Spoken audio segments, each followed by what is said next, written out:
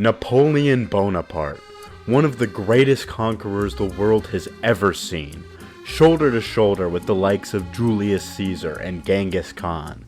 He took France from a nation tearing at the seams, teetering on total collapse, to the master of Europe, an entire continent under his heel.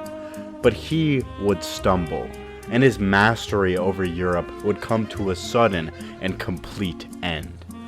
But what if, in an alternative timeline, Napoleon never fell, and maintained himself as the hegemon of continental Europe?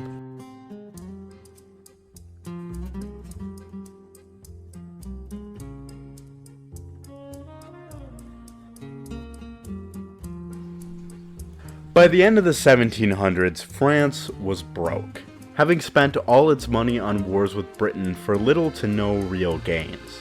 The French people were tired of living in starvation conditions, while the monarchs and aristocrats lived lavishly and comfortably. And so, during what would be known as the French Revolution, the people would overthrow and behead their monarchs, establishing republicanism in France.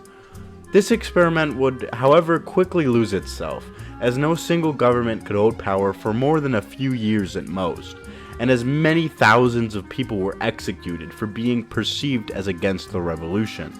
On top of this, every major European power teamed up to crush the French Republic and reinstall monarchy in Paris. It was in this environment that Napoleon would take power. As a general, he defeated the Austrians in Italy, using his revolutionary tactics, winning great glory and fame for himself. Following some shenanigans in Egypt, Napoleon seized control of France, declaring himself first consul of the Republic, and eventually, emperor. He would then go on to conquer his way across Europe, putting nearly the entire continent under either direct or indirect subjugation. So how do we prevent this mighty empire from falling? Some point to the Battle of Waterloo as the moment the fall of Napoleon was complete. But the truth is, his fate was sealed long before this battle. Napoleon was defeated by his own ambition and hubris. Two foolish invasions led directly to his doom, namely Russia and Spain. The invasion of Spain was completely pointless. Spain was an ally of Napoleon, and the two nations had just jointly conquered Portugal.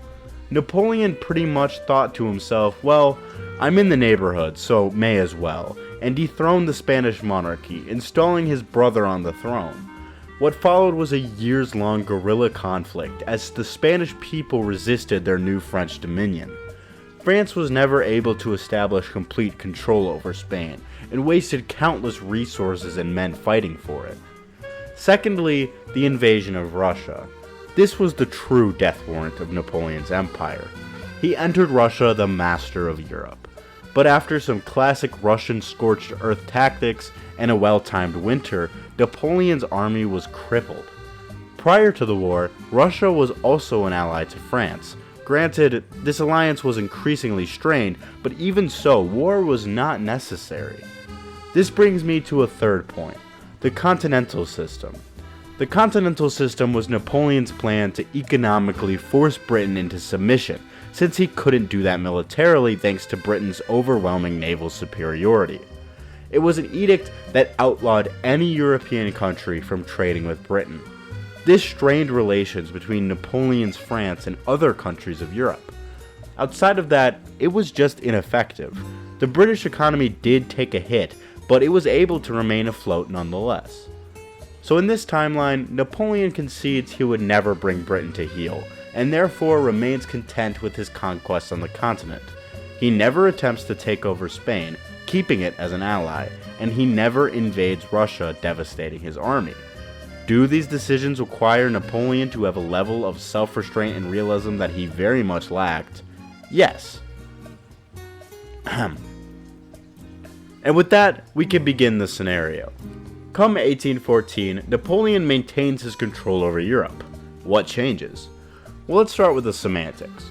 Portugal is fully ceded to Spain. A united Iberia is a firm French ally. The Illyrian provinces are granted independence as a French vassal state.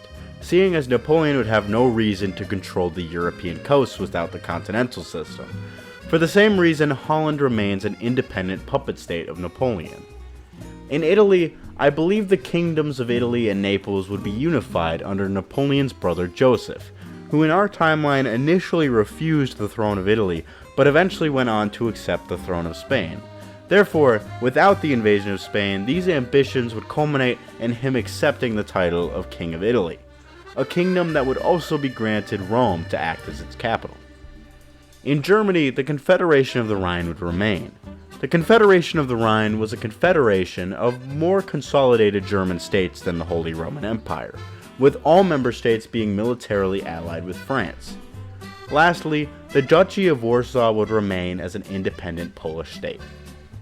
The coming decades would see Napoleon's European order put to test, as in 1921 Napoleon would die from stomach cancer, leaving Napoleon II, who would only be 10 years old up to this point, as emperor.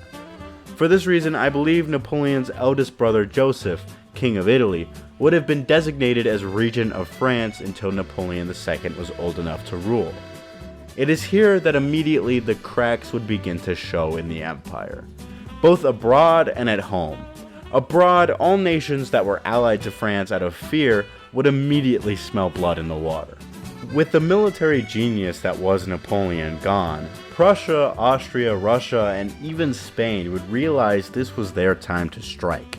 I believe that as soon as Napoleon would die, a new coalition would be formed between these powers against France. But for the sake of making this scenario interesting, let's say the generals of France are able to capture the genius of the late Napoleon and defeat this new coalition, suing for a status quo. These nations would no longer be practical subjects of France, but the empire would continue, with one exception. The Duchy of Warsaw was never going to survive. Such a weak state, disconnected from the rest of the French Empire, and surrounded by more powerful nations that wanted it gone. It would most definitely be repartitioned by Prussia, Russia, and Austria, returning the borders to their pre-Napoleonic status. Domestically, dissent would rise. After the fall of one Bonaparte and the succession to a new one, it would be even more clear to the people of France that the ideals of the revolution had been subverted. The Bonapartes were no less of a monarchical family than the Bourbons they had replaced. Jacobins and Republican dissent would grow rapidly. In Italy, the people would become increasingly unhappy with their French king.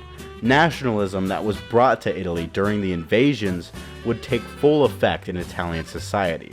Republicans with strong connections to those in France, as well as Italian nationalists, would begin calling for change.